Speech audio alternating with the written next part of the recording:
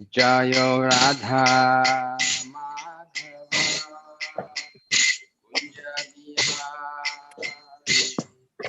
Jayo Radha Madhava Kunja Bihari. Jayo Radha Madhava Kunja Bihari. Jayo Radha Madhava Kunja Bihari. Jaya Gopi Jana Vallabha Girivaradhari. Jaya Gopi Jana Vallabha Girivaradhari. Jaya Gopi Jana Vallabha Girivaradhari. Jaya Gopi Jana Vallabha Girivaradhari. Yashodanandana Vraja Jana Ranjana. Yashodanandana Vraja Jana Ranjana. Yashodanandana Vraja Jana Ranjana.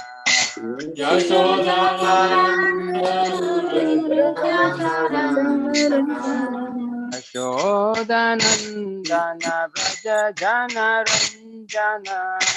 Yamuna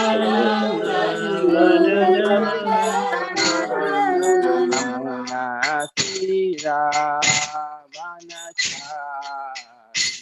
Yamuna Tira Vanachari. Yamuna Tira Vanachari.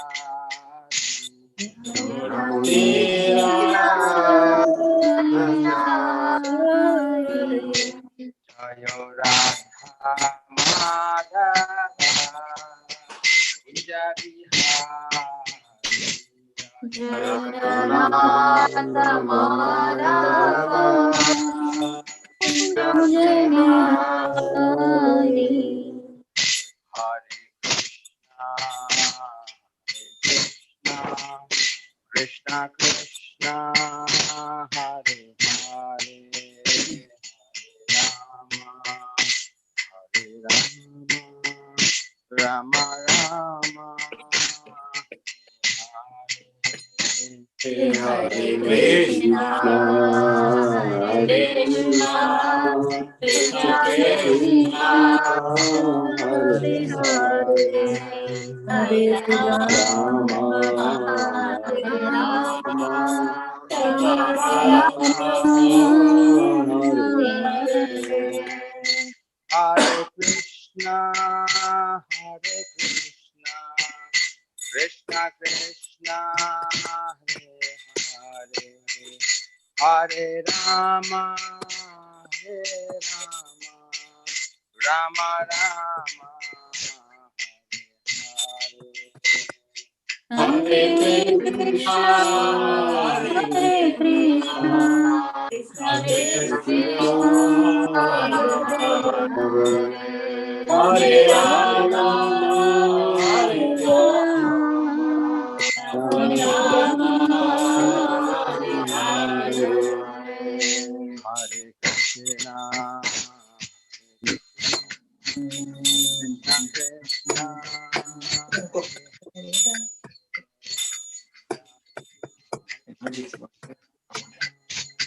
Rama Rama,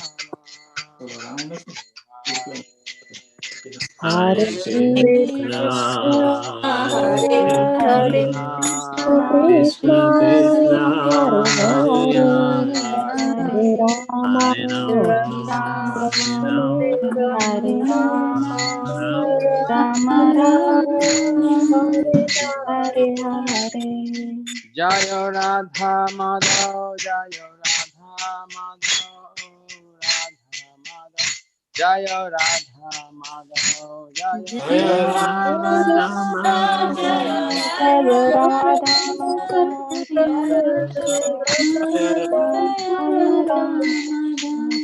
Jaya Jaya Prabhupada. Prabhupada. Prabhupada, Jaya Jaya Prabhupada. Jaya Jaya Prabhupada. Prabhupada. Jaya Jaya Prabhupada. Jaya Jaya Gurudev.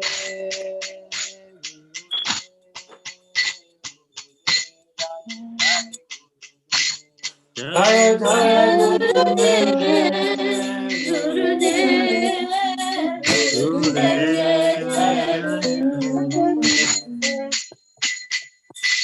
Gaur Premanandi.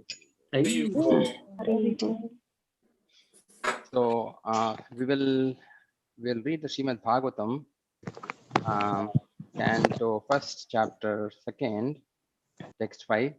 Should I share the screen for that, or Yes, anybody Prabhu, go ahead. Okay.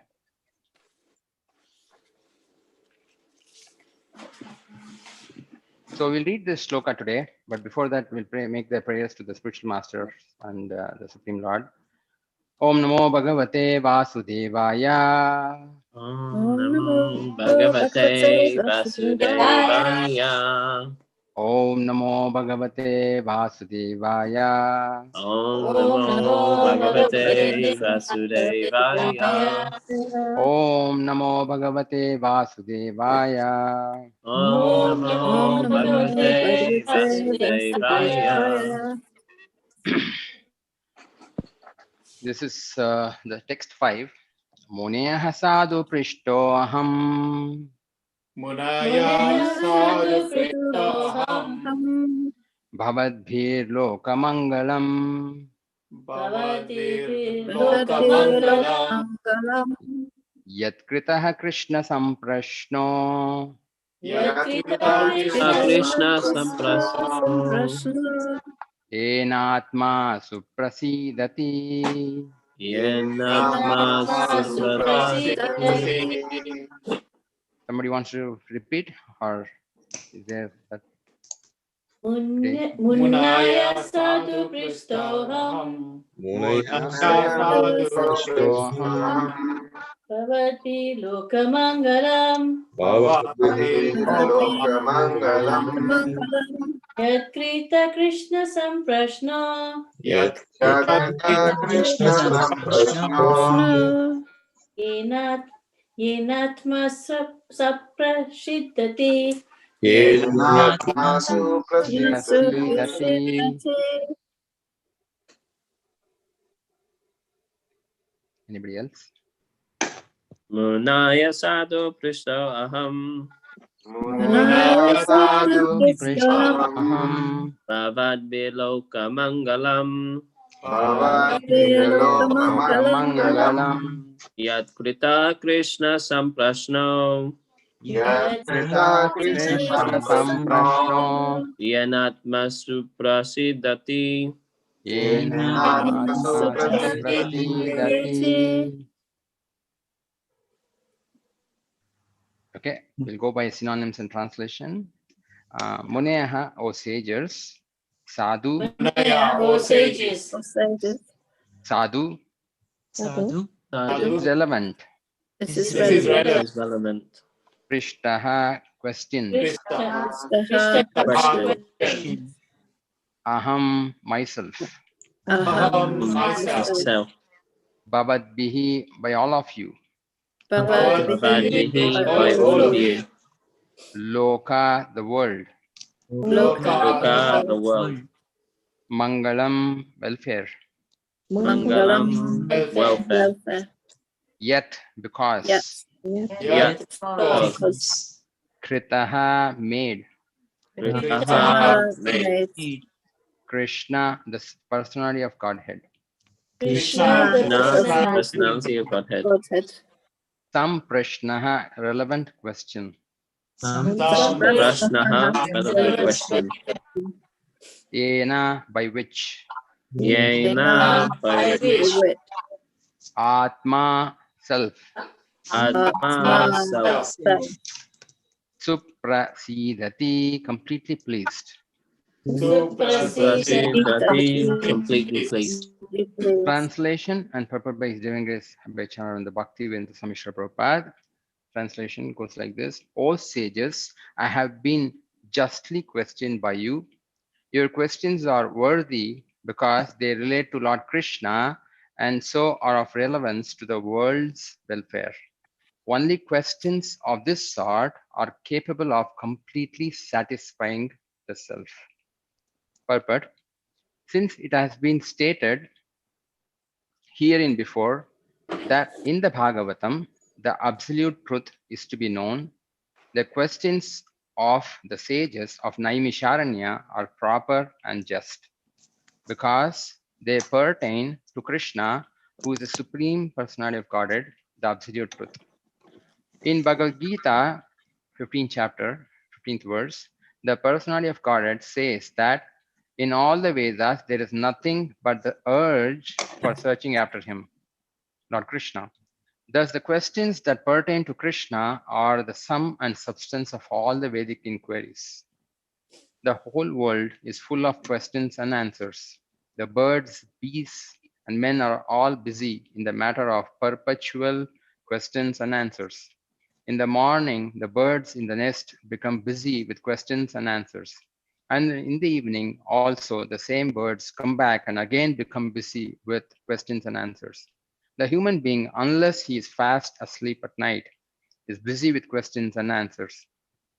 The businessmen in the market are busy with questions and answers. And so also the lawyers in the court and the students in the schools and colleges. The legislatures in the parliament are also busy with questions and answers. And the politicians and the press representatives are all busy with questions and answers. Although they go on making such questions and answers for their whole lives, they are not at all satisfied. Satisfaction of the soul can only be obtained by questions and answers on the subject of Krishna. Krishna is our most intimate master, friend, father, or son, an object of conjugal love. Forgetting Krishna, we have created so many objects of questions and answers, but none of them are able to give us complete satisfaction. All things but Krishna give temporary satisfaction only. So if we are to have complete satisfaction, we must take to the questions and answers about Krishna. We cannot live for a moment without being questioned or without giving answers.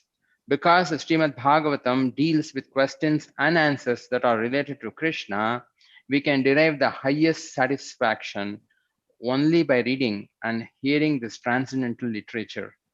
One should learn the Srimad Bhagavatam and make all around solution to all problems pertaining to social, political, or religious matters. Srimad Bhagavatam and Krishna are the sum total of all things. Thus, in the Bhaktivedanta purports to the text 5 of chapter 2, canto 1, Srimad Bhagavatam. Om Ajnanathmirandasya Jnananjana Shalakaya Chakshurunmilitamena Tasmai Shri Gurave Namaha Shri Chaitanya Manobishtam Sapitamena Bhutale Swayam Rupa Kadamahyam Dadati Swapadantikam Vandeham Shri Guru Shri Yuta Padakamalam Shri Guru Vaishnavamsha Shri Rupam Sagrajatam Sahagana Raghunathanvitam Tam Sajivam Sadvaitam Savadutam Parijana Sahitam Krishna Chaitanya Devam Shri Radha Krishna Pada Sahagana Lalita Shri Vishakha Vitamsha He Krishna Karuna Sindhu Dinabandhu Jagatpate Gopesha Gopika Kanta Radha Kanta Namosute तप्त कांचन गौरांगी राधे वृंदावनेश्वरी वृषभानु सुते देवी प्रणमामि हरिप्रिये वाञ्छकल्पतरुभ्यश्च कृपा सिन्धुभ्येव च पतितानां पावनेभ्यो वैष्णवेभ्यो नमो नमः नमः ओम विष्णुपदाय कृष्णपृष्ठाय भूतले श्रीमते भक्तिवेदांत स्वामी नामिने नमस्ते सरस्वती देवे गौरवाणी प्रचारिणे निर्विशेष शून्यवादी पाश्चात्य देशतारिणे जय श्री कृष्ण चैतन्य प्रभु नित्यानंद श्री अद्वैत गदाधर शिवासदि गौर भक्त वृंदा Hare Krishna, Krishna Krishna, Hare Hare, Hare Rama, Rama Rama, Hare Hare.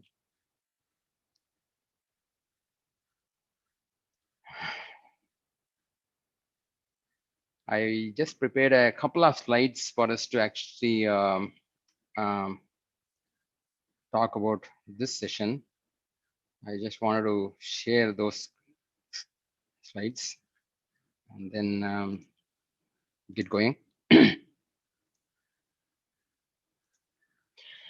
I would like to actually thank my brother and as well as all the devotees there to give me this opportunity to share some of the learning that I have from Srimad Bhagavatam and also take association. It's wonderful to actually see so many devotees. I know a few devotees there who are assembled here. Thanks again, and forgive me if I actually make some mistakes. I'm still learning this process. With that, we'll just get started in this session. So this particular shloka, the fifth shloka, is about asking the right questions. Now, to get an overview of what we have completed so far, the chapter 1 of Srimad Bhagavatam, Canto 1, talks about the questions by the sages of Naimisharanya. The sages of Naimisharanya are all gathered there for 1,000-year sacrifice, and somehow they actually, by the will of the providence, they come together and choose Suta Goswami to actually answer their questions. They had 6 questions that they want to actually get answered on, because these are very, very important questions which are there for the sages, because the sages have assembled to do welfare to mankind, not for themselves, for everyone, because they actually know quite a bit of what they need to do in life, but they are thinking about the whole world. So they actually ask 6 questions in the end of the chapter 1. What are these questions? The first question is, what is absolute truth? And what is the ultimate good for all people at all times? Second, essence of all the scriptures. Third question that they ask is, purpose of Krishna's appearance. Why did Krishna really appear in this world if he's actually the absolute truth? The fourth one is, explain about what are the Purusha avatars. And the fifth question is, explain about the Leela avatars. And the sixth question is basically, after religion, after Krishna left this planet, where did religion take shelter of? How do we know dharma is actually taken shelter of? Who is protecting dharma right now? So these are the 6 questions that the sages actually put forth to Suta Goswami, and Suta Goswami is going to answer those questions. And the answer starts in this particular chapter.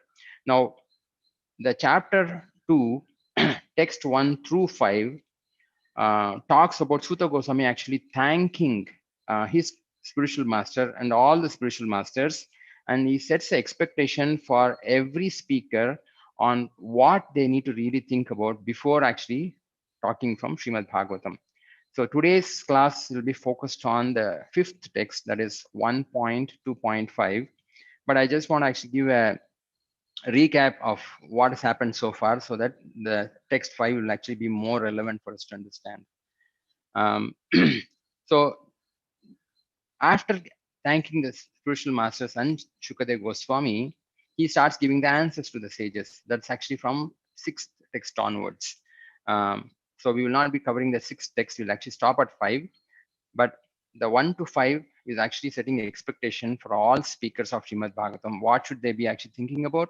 And also for people who are going to hear Srimad Bhagavatam, what is that they need to keep in mind? So that's actually the portion of the Srimad Bhagavatam we are actually touching upon today. Now, getting into the recap of what has happened so far. In the first shloka, Suta Goswami actually thanks the sages for giving him an opportunity to answer these questions, because these questions are very, very, very important questions, and he's very happy that he's getting an opportunity to answer these questions. However, he feels unqualified, so he actually prays to the spiritual masters, especially Shukadeva Goswami. He actually prays his respectful obeisance to Shukadeva Goswami and requests him to enter his heart. Now here, if you see in the second shloka, Suta Goswami actually mentioned that when Shukadeva Goswami appeared, I'm not getting into the details of that because he was there in the womb of his mother for 16 years, and when he actually got out of his womb, he just walked away from his father, and his father was running behind him saying that, as a Brahmana, I'm supposed to give you some samskaras. I need to actually initiate you in second, giving you the diksha. I need to purify you before you actually go out into the world. These are the duty of every Brahmana, and you're actually not taking it. You're just walking away, because Shukadeva Goswami was a Paramahamsa. He was already actually purified even before he was actually born. So Vyasadeva felt bad because if he doesn't give the basic samskaras, you will go out and then you'll ask the question, is God there? What is my goal of life and things like that. But proper samskara is given, people will not ask this kind of question like if God is there, who is God and what is my relationship and things like that. So Vyasadeva was worried. However, Sukadeva Goswami just walked out, and when he walked out, Vyasadeva ran behind him, calling out, "Son, please come back."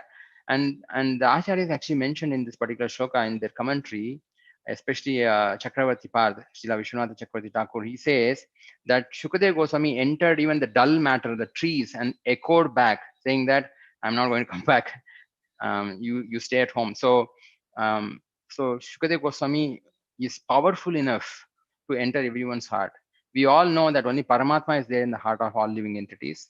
However, Sutta Goswami is mentioning here that Shukadeva Goswami is powerful enough to enter everyone's heart, even the heart of dull matters. So he's requesting him, please, you enter my heart and then you speak the Bhagavatam to the sages. So that's how actually he sets the context in this particular verse. And in the next verse, he actually is appreciating Shukadeva Goswami's three qualities. What are these three qualities? He says that Shukadeva Goswami he is personally experienced swanubhavam. That means he has realized everything. The ultimate truth he's actually realized. What is the ultimate of everything, especially the topmost perfection of all spirituality is basically the Rasa Leela. That is the conjugal relationship between the gopis and Krishna and their Rasa dance. He's realized even that. Since he realized that he's actually capable of answering any questions asked by anybody, he knows the truth about the entire existence. Now, Shukadeva Goswami, when he's actually coming and then talking, spoke to Suta Goswami previously. Suta Goswami is actually appreciating Shukadeva Goswami's compassion. He is extremely inspired by his compassion. Why? Because Shukadeva Goswami knows everything. In spite of knowing everything, he's coming in and answering very, very small questions like, is the soul there? Or what is the body? What is actually the relationship with God and us and things like that. This is actually very inspiring to Sutta Goswami, as per his words. To give an example, how many times have you seen a postdoctorate or a PhD doctorate candidate going to a Montessori or a nursery school or a kindergarten school and explaining A for apple or B for biscuit and things like that? Nobody do though. It's waste of time for them because it's way they can do much bigger things. But here Shukadeva Goswami, even though he knows everything, he's coming and then out of his compassion for common people, he's actually giving the whole Srimad Bhagavatam through the sages to us. Right, so he's inspired that Shukadeva Goswami is such a wonderful personality. And the third point he actually appreciates is about how powerful as a sage is. He is Guru Muninam, meaning he is actually the guru of all the sages too, not only common people. Even those who are perfected like Srila Vyasadeva and Sri Narada Muni, he is kind of a guru for them too, because even Vyasadeva or Narada Muni or even Lord Shiva likes to hear Srimad Bhagavatam from Shukadeva Goswami. So that powerful Shukadeva Goswami is when it comes to actually reciting the Srimad Bhagavatam. So that particular quality, Sutta Goswami is very happy to hear. And then he shares these three qualities of Shukadeva Goswami. After doing this, he actually talks about the famous shloka, which we normally do recite Srimad Bhagavatam. Before starting Srimad Bhagavatam, we all recite. That is Narayanam Namaskrityam, Naram Chaiva Narottamam, Devim Saraswatim Vyasam, Tato Jayam Udirayet. So what does it really mean? He says every speaker of Srimad Bhagavatam should actually have this in mind. And here also actually should actually have this in mind. That is, we should actually thank Narayana Rishi, who is actually the Supreme Personality of Godhead, Narayana himself, Narayana Rishi. Then Saraswati Devi, who is actually the mother of learning. And then Srila Vyasadeva, who is actually the composer of the Vedic literature as well as Srimad Bhagavatam. So after thanking them and then respecting them, one should understand this aspect very clearly, that we are in a condition of repeated birth and death, right? That's the situation we are in always. And after understanding that we are in this kind of situation, we should actually hear Srimad Bhagavatam to attain victory over the birth and death. Tato jayam udirayat. So that's how he actually explains that. In fact, Chakravarti Parad actually mentions, which is not there in the Bhagavatam as such. So he mentions this particular point. He says that Narad Muni actually asked Vyasadeva to write Srimad Bhagavatam in a way that it will be equally appealing to the highly qualified intellectuals and common people also. Because the highly qualified intellectuals know that they are not the body, they are the spirit souls, and then they are already in a very high level of existence. Now, for them, telling them I'm not the body, I'm the soul would not actually be very relishing. They want to get deeper into the aspects of what is the spiritual world all about. Why did Krishna do a pastime like this? Why would the absolute truth actually do an activity when he's fully satisfied? If you are not satisfied, you do some activity to get satisfaction. But somebody is already satisfied, why would they actually do some activity? So such kind of topics they will be interested to know. So they are called the Rasika Bhaktas. They actually relish these pastimes more and more. And common people, most of the conditioned souls, they don't want to know all those things. If Krishna does something, okay, he doesn't have any other work to do, he will do it. So that kind of mentality people are of this world. For them, they're actually engrossed in the material miseries. They need to know how to solve material miseries. How do I get out of this difficult situation I'm in this world? What is the mentality I should face this world so that I won't be disturbed as such? So for them to, Srimad Bhagavatam will give answers. For those who actually are really qualified, who have gone to the very high level of bhakti, for them also actually, Srimad Bhagavatam will actually give them material for them to actually chew on, right? So that's actually the recap so far. So we finished 1, 2, 3, 4, and today's topic would be actually the 5. So the in the purport, Srila Prabhupada mentions very important things. It's about Suta Goswami thanking all the sages for asking questions pertaining to Krishna, because these are questions which are actually um, very rare that people actually ask these questions. So he thanks them that you're actually asking. Yena Atma Suprasiditi, he mentions. The question itself is actually what he calls satisfying to the soul, he says. Leave alone the answer. Because previously it is mentioned that the topics about Krishna is actually very pleasing to the soul. But in this particular shloka, Sutta Goswami is saying the question itself is so satisfying. Just if somebody asks this question, that itself is satisfying to the soul, he says. We'll try to understand why does he say like that. Interestingly speaking, there are Prabhupada's purport actually talks about the main various things, saying that people ask questions so much. But the question about Krishna, since he is absolute truth, is actually the best question to ask. And the whole Vedic literature, Vedesha Sarvair Ahameva Vedyaha, Vedanta Krit Vedavit Eva Chaham. Krishna is telling in the 15th chapter of Bhagavad Gita that of all the Vedas, I am to be known. If somebody comes and asks, okay, what is the purpose of Vedas? He says, it's me. If you can actually come to the conclusion that I am actually the Supreme Lord, I am to be known by all the Vedas, then you come to the right conclusion. Of course, people normally don't come to that conclusion because of their misfortune. But this is actually the sum and substance of all the Vedic literature says. Now, Prabhupada also mentions a few other things in the purport.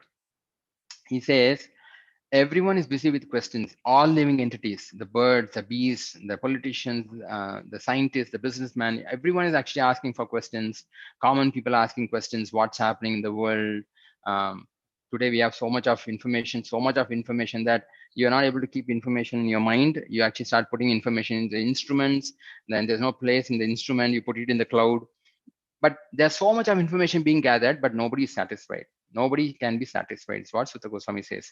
Queries about Krishna is the only thing which actually satisfies the soul completely. Otherwise, these kind of answers. For example, Sutta Goswami mentions this, and then Prabhupada elaborates it in the purport that any question and answer which are not related to Krishna can or may give temporary satisfaction.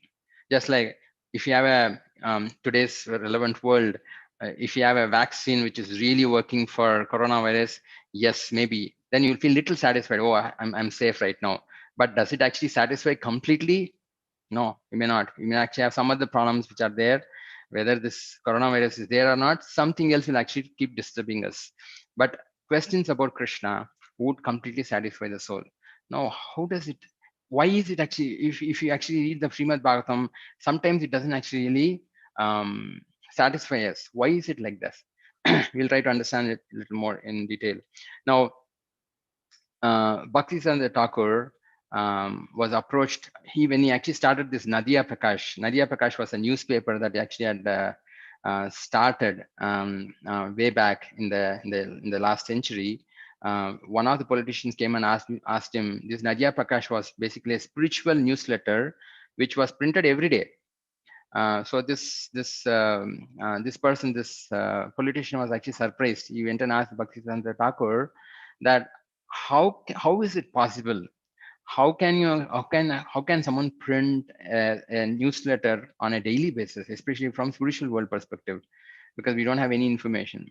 For that, Bhaktivedanta Thakur actually responded, when a small town like Calcutta actually can have 5 newspapers at that point in time, 5 newspapers printed with all stale news. The spiritual world is two-thirds of the entire creation. One-third of the creation is actually the material world, or one-fourth of the creation is actually the material world, and three-fourth of the Tripada Vibhuti, three-fourth of the creation is actually the spiritual world. How much of news should be there actually happening? And then we can print a newspaper every moment, he said. Of course, it's very difficult for us to conceive if that's really possible. It may be possible for all the pure devotees, but then it's very difficult for us to conceive about this. Now, um, now what is really happening here? So, with all the data, what we have, all the questions, all the answers, nobody is actually satisfied.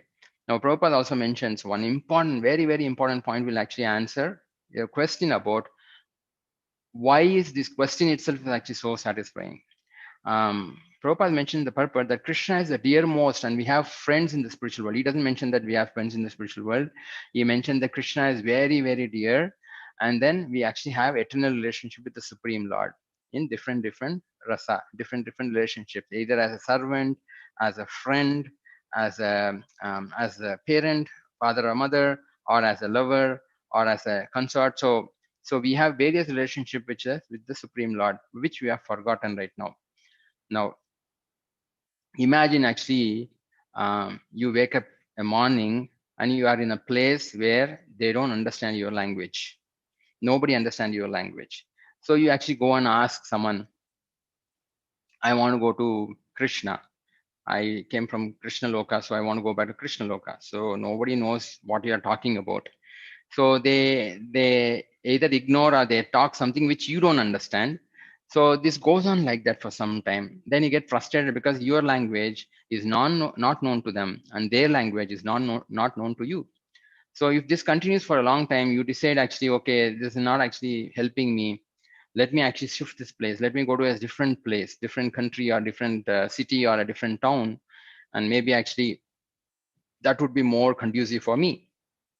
So you decide to leave the place and go to a different place, and you go to the place and then you ask someone, I want to go to Krishna, I want to go to Venkateshwara. Venkateshwara is Balaji, right? Who's actually the presiding deity of Tirupati, right? So you go and ask someone like, I want Venkateshwara, I want to go to see Venkateshwara. And this fellow doesn't understand your language again, but he understands that Venkateshwara is there. So he says, Venkateshwara, no, sir, I will take you. So he takes you to the nearest wine shop, which is called as Venkateshwara Wines. So here you will be surprised to know that the fellow will come and tell you, don't get too much bogged. Just have 1 quarter, you'll be fine. You'll actually have all bliss in life. So like this, time and again we have got cheated, asking questions, wrong questions, getting wrong answers. People have not given us the right way back to Godhead. We have fallen from from the Godhead. We are actually being the spiritual world. We are come into this world. We have fallen back here, and because we are actually asking questions to the wrong people, they don't understand our questions. They don't know the answers. Neither we understand their language. From time immemorial, we have done this, and because we have done this like this, We have completely forgotten this aspect, but the questioning attitude is still there with all of us, that we want to actually know the truth. We want to know the truth and we are trying to understand, but we are asking wrong questions. Now, if someone starts asking the right question, someday they will come to the right conclusion. Because if you keep asking something like where is what do you call Bill Gates or somebody else, so we know actually we keep going in the right direction, and then somebody will say this, and then you are still focused on that. There's actually a nice what do you call episode or pastime which actually took place in the US. um, there was one devotee who used to attend the Sunday feast program, and then in the Sunday feast program, in the Sunday programs in the temple, they used to actually sing this song, that Gaur Nityananda Bol Hari Bol Hari Bol. So they used to sing this again and again. So this gentleman did not know what is this. So they actually he started hearing it in a different fashion. He couldn't really understand what Gaur Nityananda Hari Bol is. He was hearing is, where did Nityananda go? I don't know. I don't know. So they actually he was saying like, why are they singing like this? Who is Nityananda? And then why are they saying, I don't know, where did Nityananda go? I don't know, I don't know. But they actually are singing, all the devotees actually saying, lifting up their hands and say, Gaur Nityananda Bol, Hari Bol, Hari Bol. But actually they're twisting their hands like this. So he thought, okay, maybe they're asking like, where did Nityananda go? I don't know, I don't know. So maybe, so he waited like that for 6 months. And after this happened for quite some time, some of the temple president actually saw him and said, why don't you actually sit with me for the prasad? So they actually sat with prasad together. And when he was having prasadam with this gentleman, yeah, this devotee actually asked the president, you all every day you're actually singing, where did Nityananda go? I don't know, I don't know. What does it really mean? Who is Nityananda? See, his anxiety to know who Nityananda actually brought him here to this level. So we can clearly understand what actually Prabhupada is meaning, or Sutta Goswami is actually meaning like this. Right? Then, of course, the temple president explained to him. He started laughing. He said, it's not like that. He said, Gaur Nityananda Haribol, who is Nityananda Prabhu, who is Gauranga Mahaprabhu, how much merciful they are to actually give us um, a very easy process to get back to where we came from. So he explains everything, and this gentleman became a devotee. Now his only anxiety was that to know who Nityananda was. So that is what this is. The question itself is actually satisfying to the soul. The soul may not realize it because we have time immemorial got cheated. Just like I gave the example about the Venkateswara, means Venkateswara wines, right? That's which is very common in the South India. Many people actually have Venkateswara wines. They make Venkateshwara, that is Balaji, as their business partner, but they sell wine. Um, so this keeps happening, and then we have got cheated many times, and now also we actually having similar kind of mentality. That's the reason we are not able to um, get the taste of hearing Bhagavatam. You're not getting the taste of actually really relishing Srimad Bhagavatam. Now here we should understand, in the spiritual world we have friends, we have people waiting for us. So when we start actually getting into that attitude, of course in the neophyte stage it's not actually a good thing to do, but we should understand there are people waiting for us in the spiritual world whom we have forgotten completely.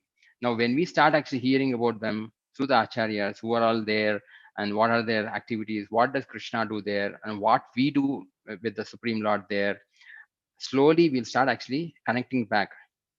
Oh, I've lost all this information, now I'm getting this information.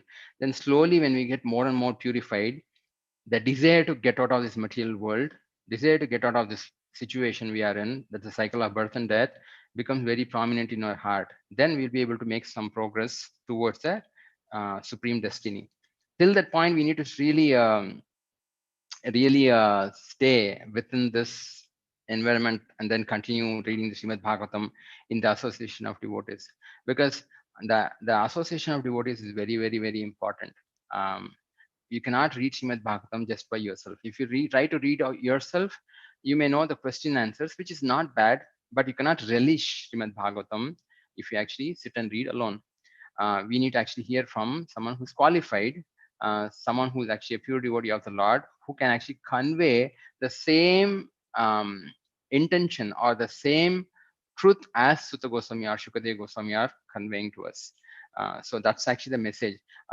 Just to give an example, um, imagine we actually are we go to a kitchen which actually has all the different ingredients. I enter the kitchen and I see, oh, moong dal, oh, rice, I'll make khichdi. So that's what I'm used to. So that's what I will actually make. Khichdi is what I'm used to. But if an expert cook actually enters in, you'll see all these different ingredients and maybe make a chapanbog or a big, what do you call it, a 10 meal course or something like that, which is actually really tasty, right? So it all depends on the person who's realized the Srimad Bhagavatam. So more we actually hear from the pure devotees of the Lord, then these concepts actually becomes very, very clear to us. And then it will actually all the different stories actually make sense, and then the dots are connected. Then we'll become actually anxious um, to actually go back to Krishna. Then the material nature, whatever maybe the situation, will not actually really disturb us. So we should actually look into this aspect and time again. That's the reason actually here Suta Goswami is actually saying that, asking the question itself, Yena Atma Suprasidati. Just the question itself is actually purifying for the soul, he says. Of course, later on he says, uh, Tivrena Bhakti Yogena. One actually has to do devotion service, which is actually Tivra, meaning very dedicated, like a terror. Tivra means very severe devotion service. If you can do, two things has to happen. That is, first one, we have to do ahetuki apratihata. Ahetuki means it should not be stopping at any point in time, and it should not be disturbed. Basically, you need to continue it all the time. Then it will actually uh, lead you to the ultimate success. So in this particular shloka, Prabhupada actually mentions in the purport, these are the three aspects he mentions, that knowing the absolute truth actually is the goal. We need to understand that very clearly. The second thing actually mentions is actually people are collecting so much of data. It's not actually really helpful. Then he also mentions about the importance of actually associating with Krishna, because in the spiritual world, all these things are there. We all have intimate relationship with Krishna, which we have forgotten, and we should use the opportunity of learning from Srimad Bhagavatam. What are these things? What are the intricate details about uh, um, our relationship with Krishna slowly? So as we go along, then these questions actually are very, very valid questions. And then in the next shloka, in the sixth shloka, um, Suta Goswami will start answering what do you call the questions that are posed by the sages. All Srimad Bhagavatam is actually the answers to the six questions that are asked by the sages. But he'll start answering those questions from sixth shloka onwards. Now, in this 1 to 6 shlokas, uh, Chakrabarti Pad, that is Srila Vishwanath Chakrabarti Thakur, talks about a very, very important aspect. He says, why is Suta Goswami actually asking Shukadeva Goswami to enter his heart and then speak? He doesn't say that you bless me, you actually give me the guidance, what I should be answering and things like that. He actually says, you please enter my heart. Just like Paramatma is there in everyone's heart, Shukadeva Goswami can also enter the hearts of all the dull living entities also. Please enter my heart, and you speak directly to the sages. So Vishwanath Chakravarti Pad talks about a very important aspect in this 5 shlokas. He talks about what causes bhakti.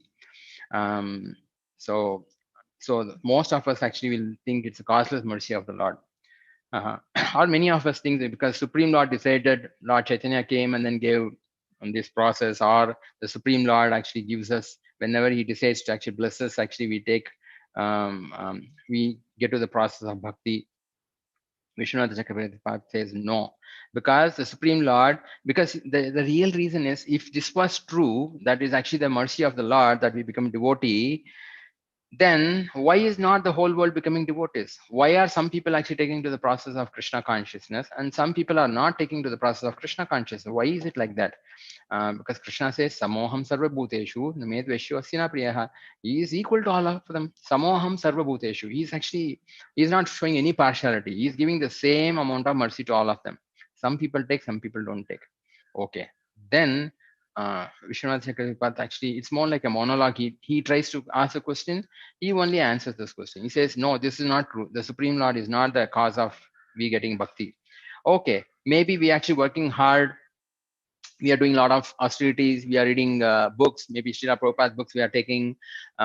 We are actually doing Vedic sacrifices. We are getting purified.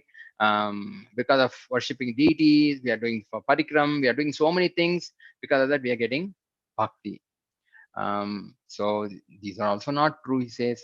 Why? Because if it had been austerities and Vedic sacrifices and learning Vedas and reading books, you're going to get bhakti. Then there are many people doing Vedic sacrifices. There are many people who are doing austerities much better than the devotees, or some people actually are Chaturvedi or Trivedi. They know Vedas in and out. Still, they are not becoming devotees. Some people actually are worshipping deities, but still they are not crying in front of the deities. They don't have any emotion towards the deities as a person. Why is it that only a few people actually become devotees of the Lord? That means it's not true, he says. Then he continues the same monologue. Then it's a pure devotee of the Lord, the Uttamadhikari devotee, a pure devotee like Srila Prabhupada's mercy, the Guru's mercy, someone actually becomes a devotee of the Lord, or he gets bhakti. Now he says, even this is not true. He says, no, it's not because of the pure devotee also one gets bhakti. This is actually shocking. Wow. Then what really is actually the cause? Why? Because the Uttamadhikari is like the Supreme Lord. He doesn't distinguish. He says, I am the most fallen. I don't distinguish. I give mercy to everybody. If you want to take the mercy, you take it. If you don't want to take the mercy, you don't take it. But then I don't distinguish. So that's the position of Uttamadhikari. He is also like the Supreme Person of Godhead. Very, very topmost platform. Then what causes bhakti? How does the bhakti movement spread? Vishwanath Chakravarti Thakur says this also is not correct. Then he goes to the next question. Is it because of the preaching of a Madhyamadhikari? Because a Madhyamadhikari, just like a Uttamadhikari, doesn't distinguish between a devotee and a non-devotee, a demon and a devotee. A Madhyamadhikari will distinguish between living entities. So a living entity like a Madhyamadhikari, who is actually a preacher devotee, whereas Uttamadhikari is a Paramahamsa devotee, he can sit and purify the whole world. A Madhyamadhikari will preach. But what does he really do? He actually has a different relationship with different people. 4 different kinds of relationship he maintains. That is, with the deities, he actually shows affection. He wants to set a relationship with respect and things like that. With the devotees, he actually shows kind of friendship. With innocent personalities, he actually preaches to them, give them his association, and with the envious people, demoniac people, he ignores them. He becomes indifferent. Okay, if they are or not doesn't matter. I don't really worry. This is the Madhyamadhikari role. So the Madhyamadhikari talks to those innocent people and he shares his bhakti. Um, that's how bhakti actually spread. It is not that the mercy of a Madhyamadhikari, bhakti is actually given. No, it's not his mercy. It's his bhakti which is actually causing the other person to take up bhakti. So what Krishna says that bhakti causes bhakti for other personalities, but then only the Madhyamadhikari has the power to do this, because others are not in the platform of giving this bhakti to others. So in this 5 shlokas, he mentions this and says Sutta Goswami actually wants to give that bhakti to all these personalities, all the sages of Naimisharanya, and also he wants to share it with everybody. And that's why actually the Srimad Bhagavatam is actually written, because someone who's actually in the Uttamadhikari platform, why would he actually come to the lower stage of understanding what we are in? He's already there on a topmost platform, relishing the relationship with Krishna every moment. That person has to let go of that relation for so much time, come to the lower platform of talking some dry philosophy like I'm not this body, I'm the soul. The body goes through this transformation and the soul is like this and that. It's which is very, very dry for somebody who's actually in the pure stage of Uttamadhikari, who's actually in a very, very top class relationship, right? Such a person coming down and then giving us this information. That's how he's. That is why the Prabhupada mentioned in many places that a Paramahamsa devotee uh, comes to the lower platform of Madhyamadhikari to preach. Because on the topmost level, it's very difficult to preach because they don't distinguish between who is a devotee, who is not a devotee. They always feel that I'm a demon, everyone else in the creation is a devotee. That's their mentality. And in that mentality, one cannot actually really preach, right? So this actually is aspect that he actually mentions. um, he mentions this that bhakti causes bhakti. I just want to check if we are on good on time. Once again, let me see. Yes, we are doing good. Okay, okay. Okay, so I want to keep some time for question and answers too, Prabhu, so that I don't actually exceed time. So we have 5 minutes. I'll take 5 more minutes. So it's a good words to actually start the new year with, because um, new year means asking questions in the right questions, like the questions about Krishna, or how do I actually give this bhakti to all others. By sharing whatever we know, the sharing of bhakti will actually please all the living entities, please the spiritual masters, please Krishna himself. Because in our life we actually keep hearing this again and again, that if I follow bhakti, um, my family doesn't like it, they become angry, right? But then the reality is that if you don't follow bhakti or follow the Bhagavad Gita, Krishna becomes angry. So now I'm actually caught between two things. Either I have to make Krishna happy or my family or friends happy. You cannot make the whole world happy all the time. So we choose one of them. Who we choose is left to us. Yateshiti tata kuru. Whatever you want to do, you do. I have given you the information.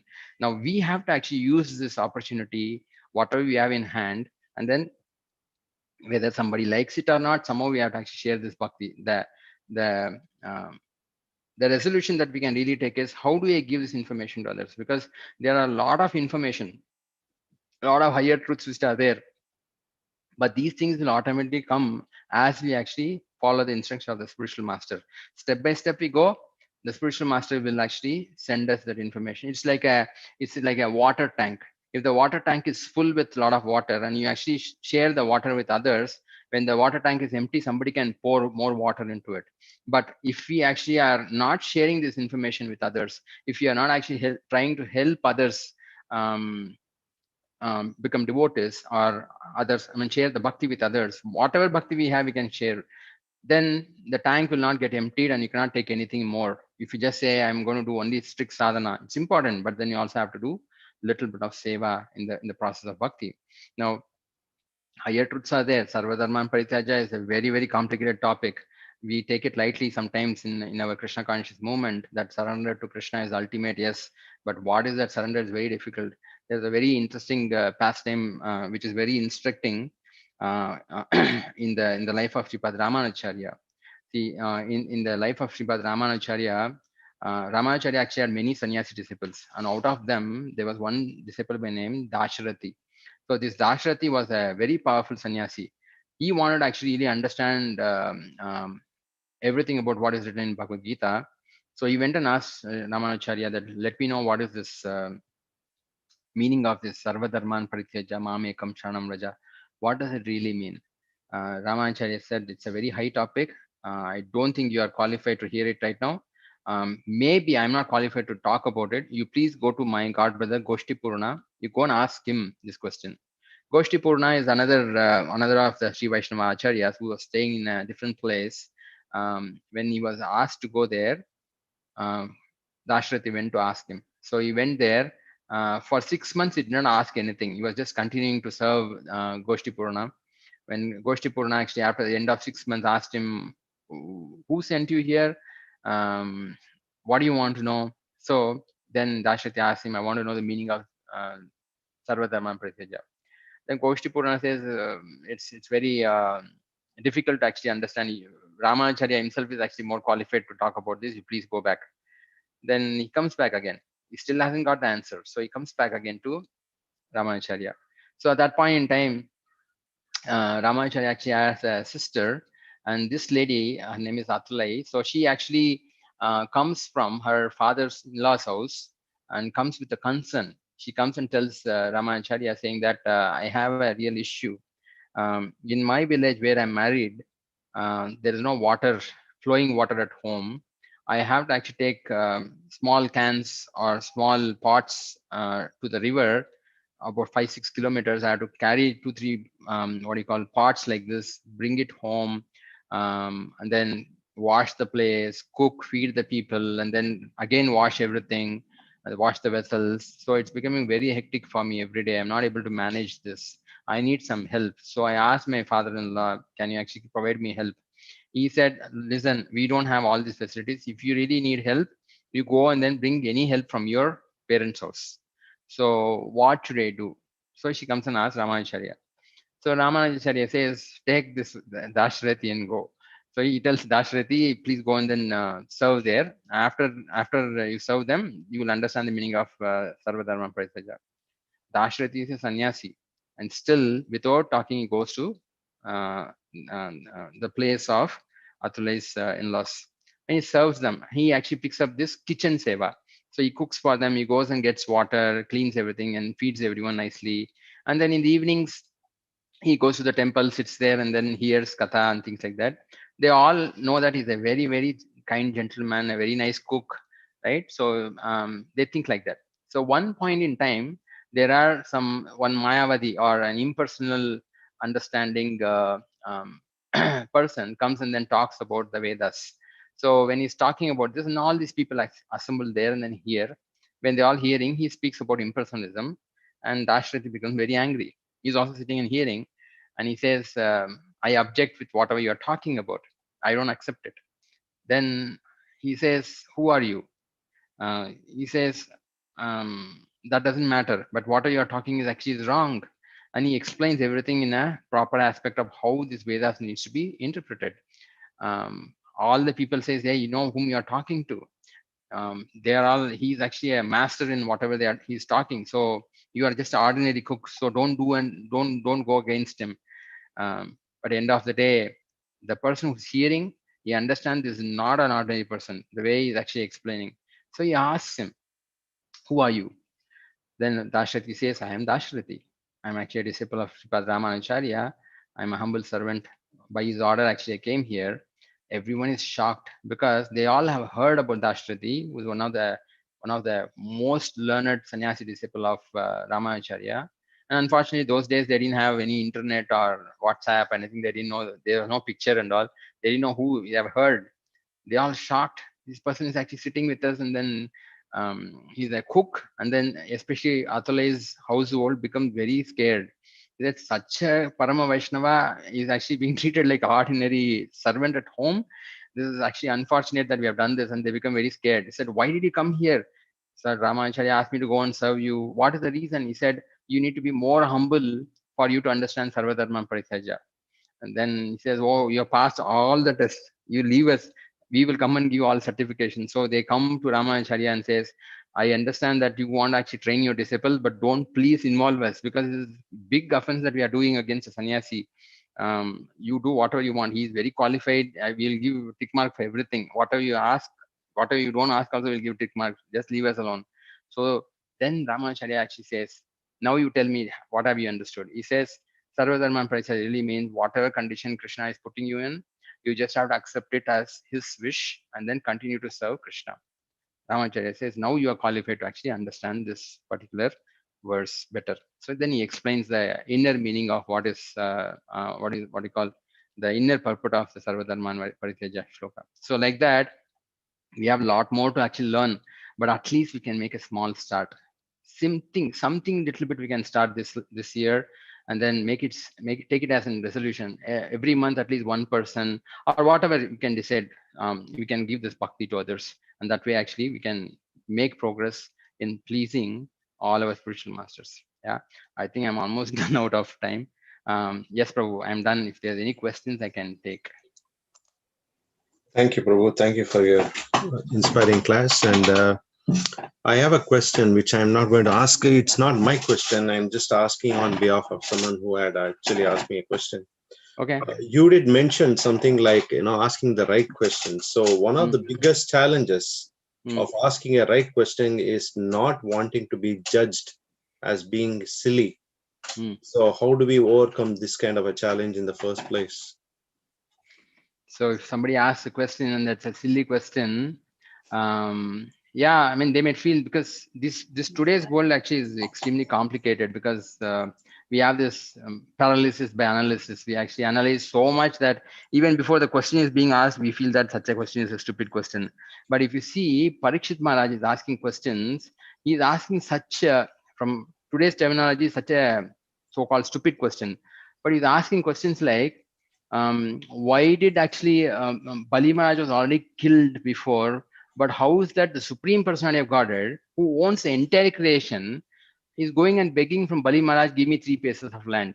what does that really mean? It's a stupid question actually, um, because that doesn't make any sense at all to ask the question, because the Supreme Lord, he should be actually demanding, but Parikshit Maharaj is actually asking these kind of questions. Why? Because there is no stupid questions in spirituality. It's just that sometimes we feel very disturbed. What will others think about us? Actually speaking, everyone is thinking about themselves only. Unfortunately, we don't take it in the right perspective. As long as we actually are in the mood of not trying to put the speaker in at spot, or trying to minimize the speaker, that I know better than the speaker.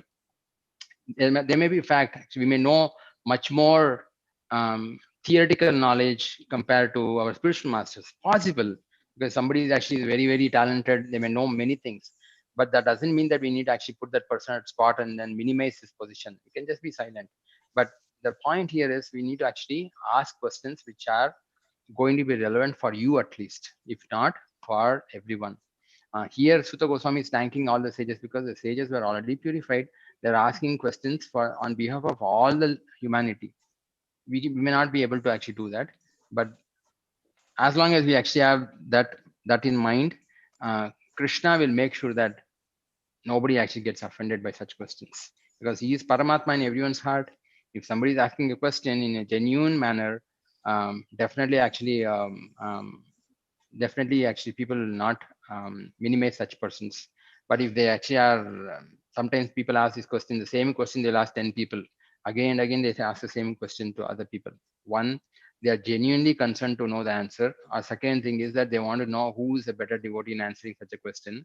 If you try to do all these things, then the Lord also will put you at spot someday, and then people will actually start rejecting you from the association. So we have to be careful about that. I don't know, because I don't know exact question who actually asked this. Oh, that's fine. This seems to be a very appropriate answer. Okay. Yeah. Okay. And before anyone else want to ask a question, I also wanted to just touch upon the point what you made, that Shuta Goswami was trying to, no, Vyasadeva was saying that even though Sukadeva Goswami was a eternally liberated person, he also mentioned that about Lord Shiva being a part of it, right? Yeah. So much detailed more about Lord Shiva also. Can you just throw upon a little bit of detail on that? Okay, so this is because the whole Vedic literatures are called revealed scriptures. That means it's not written at some point in time. It's there eternally, along with the creation it comes, but it is revealed to some people at some point in time. That's why it's called revealed scriptures. We don't call it as just scriptures. It's revealed scriptures. It's revealed to some people at some point in time. Now, Srimad Bhagavatam has always been there. We know how this whole Srimad Bhagavatam came. I need to go to the history, which is not there in Bhagavatam, but it's there in the glories of Srimad Bhagavatam book. So what really happened is there is this parrot which is called Shuka and Sari, and this Shuka and Sari actually are in the Kailash, where Lord Shiva is actually explaining the entire Bhagavatam to Parvati Devi, and Parvati Devi dozed off, but this Shuka actually is hearing everything, and they are hearing this, and then is very happily saying yes, yes, yes, something like that, imitating Parvati Devi. And Lord Shiva is in trance. He explains everything. He comes to the stage of even the Rasa Leela, which is extremely confidential, and then he understands that Parvati Devi is already slept, and he opens his eyes and says that a parrot actually is hearing all these things. He becomes very, very angry. He said this because parrots are known to actually go and blabber everywhere here and there. They'll just repeat without understanding what it is. So he's very scared. So he takes his trishul and then runs behind this parrot. And again, this parrot is actually not an ordinary parrot. Of course, it's from Goloka Vrindavan. So this parrot enters the womb of Vyasadev's wife, Satyavati. So that's how the Shuka is born. That's why he's called Shukadev Goswami, right? Shuka is also parrot. He enters and he knows everything from Lord Shiva. He's learned everything. He's learned all the what do you call, all the truths from Lord Shiva himself, and that's the reason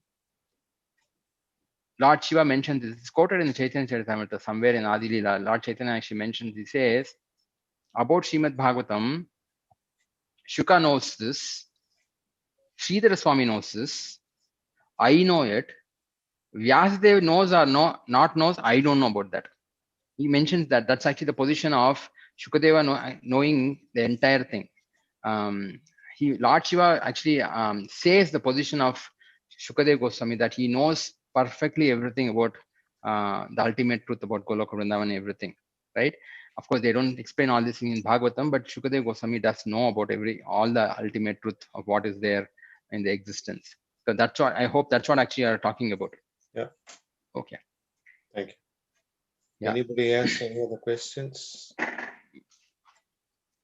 Yeah, it's afternoon for us. No problem. I'm here if they are No, but we have sometime. other programs to programs. continue with. But I just I wanted to understand. quickly ask everyone if No problem. anyone has any questions. No So problem. I have a question, Prabhu, just on that last point. Hare Yes. Krishna, thank you Hare for a Krishna. wonderful class. Thank you for your association problem. and very enlightening class. So thank you, Prabhu. So Vyasadeva is an incarnation of Krishna. So in that point, my understanding, so Lord Shiva is saying that Sukadeva Goswami, as a devotee of the Lord, knows everything, but Srila Vyasadeva, as an incarnation of the Lord, might not know everything. Is that correct? Just to prove a point. That's how actually the prose are composed in the Vedic literatures. They write like this to show the importance of the speaker. It's not that Vyasadeva does not know the truth. If he doesn't know the truth, how can he write all this thing? He knows the truth, but still sometimes actually they put it in that fashion to show that the speaker like Shukadeva Goswami knows everything, or Sridhara Swami knows everything. Vyasadeva may know or may not know, that I don't know, he says. Right? You can see in the Chaitanya Charitamrita also that Lord Chaitanya says that if somebody offends my Vaishnava devotees, I will actually destroy them. Be it Lord Shiva or even Lakshmi Devi, I will not tolerate that. Would that mean that Lord Krishna would go and then destroy Lakshmi Devi or Lord Shiva? No, they would not do that kind of mistake for sure. But it just to show the point that Lord Chaitanya is extremely dear to his devotees, and then no one should offend Vaishnava devotees. That's the message. Like that, sometimes they actually write like that, saying that may know, may not know, and things like that. It's like very nice actually. The shloka goes very nicely. It's very funny.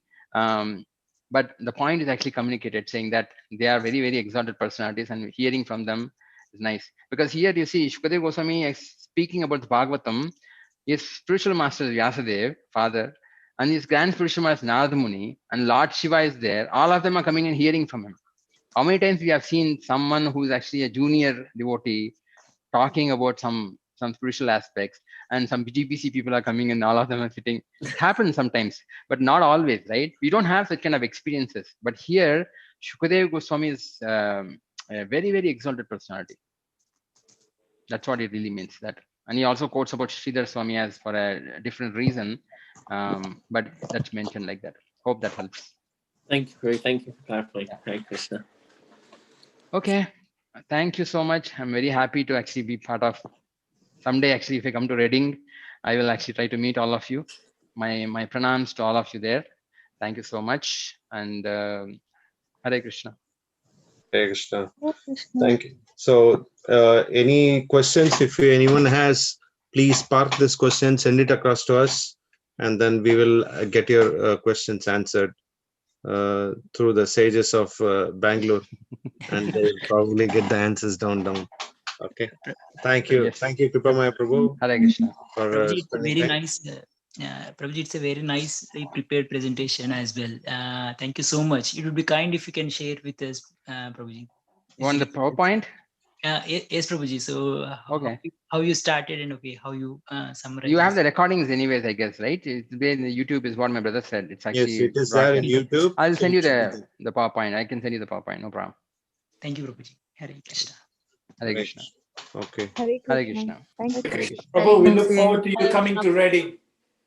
Oh yeah, Hare Krishna. Yes, Prabhu. Yes, Nilambar Prabhu. Thank you. Please bless us, and thank you so much for taking time out for giving this, sharing your realizations and inspiring us all so much.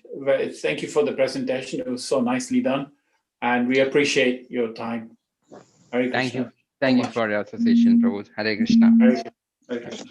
Okay, Bharti Mataji, over to you for the next set of questions and answers coming from all the Mangalarti team.